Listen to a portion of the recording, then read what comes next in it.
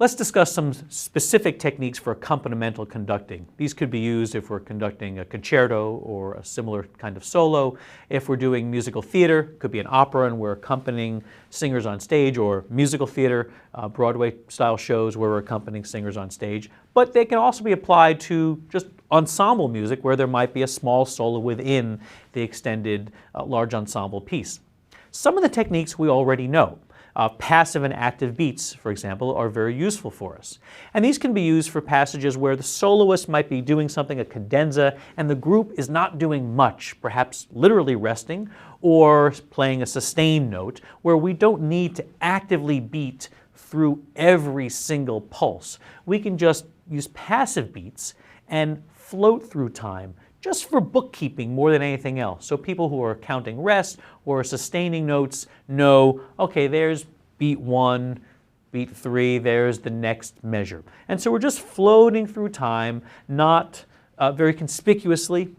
And then when something happens that we need to initiate, perhaps the harmony changes or rhythm starts, we can use an active beat to start it. So it's passive and then active when something changes. And we can just control what's going on and be very clear when something does happen using the active beat.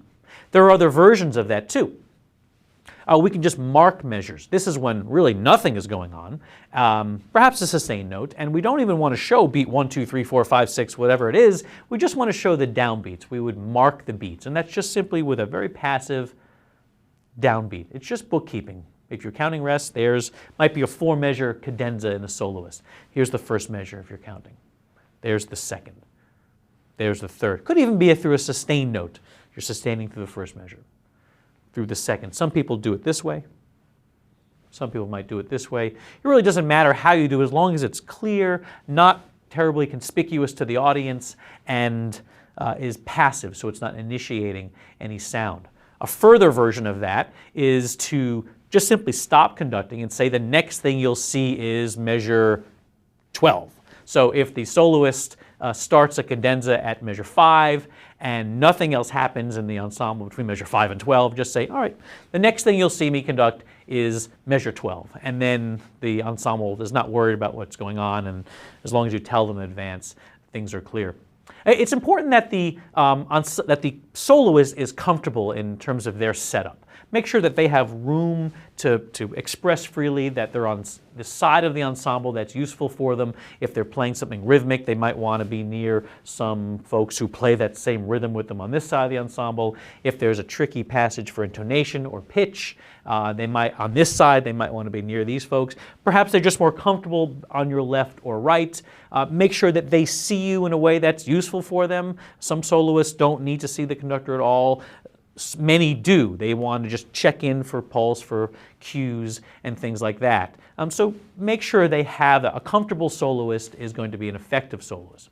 In terms of cues, we're going to give them some of these cues. We're not going to simply ignore them, and it's important that the conductor knows the score and knows the solo part as well as the soloist does. Doesn't mean you can play the solo. It means that you know it in and out so you can follow it, and so that'll help you coordinate certain sections. So often we'll have to catch the soloist on a quick run, and we need to know exactly how that solo is constructed so we know exactly where to coordinate and help bring the group in.